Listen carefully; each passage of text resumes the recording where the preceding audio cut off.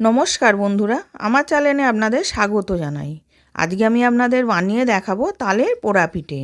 তার জন্য আমি একটা তালকে চেঁচে মাড়ি বার করে রেখে দিয়েছিলাম।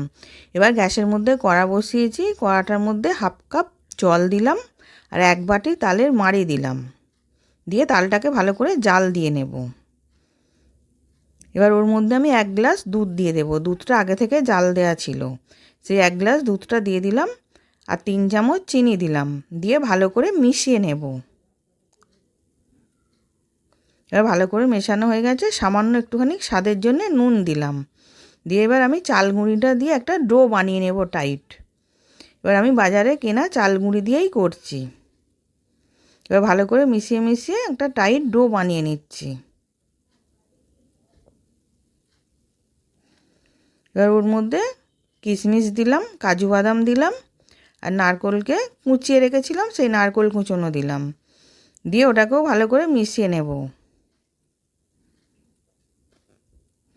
এবার এরকম টাইট ডো বানিয়ে নিয়েছি, নিয়ে নাবিয়ে রেখে দিয়েছি। এবার একটা কড়ার মধ্যে একটুখানি জল দিলাম, দিয়ে কলা পাতাটা তার মধ্যে দিয়ে দিলাম, দিয়ে ওই চাল গুঁড়ির ডোটা দিয়ে দিচ্ছি কলা পাতাটার মধ্যে। এবার ডোটা সব দিয়ে দিয়েছি, হাতে একটুখানি জল নিলাম, নিয়ে ওটাকে একটা গোল শেপ করে নিচ্ছি।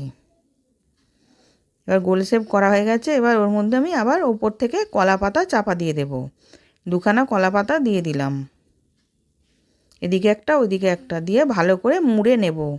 মুড়ে চাপা দিয়ে গ্যাসের মধ্যে 20 মিনিট লো ফ্লেমে হতে দেব।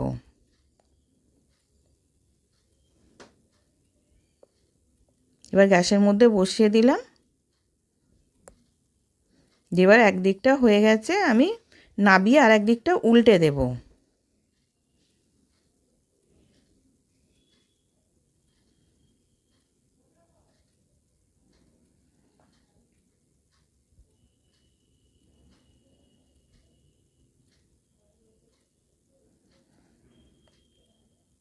এবার আর একদিকটা উল্টে দিয়ে আবার গ্যাসের মধ্যে বসিয়ে দিয়েছি, দিয়ে এবার হয়ে গেছে। এবার নাবিয়ে নেব। নাবিয়ে এবার ঠান্ডা করে নিয়েছি, ঠান্ডা করে এবার কলা পাতাটাকে আমি তুলে নিচ্ছি।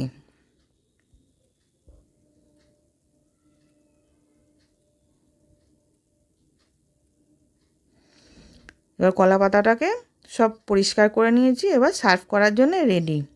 আশা করছি ভিডিওটা ভালো লেগেছে। আমি হাজির হব আর এক নতুন রেসিপির সাথে।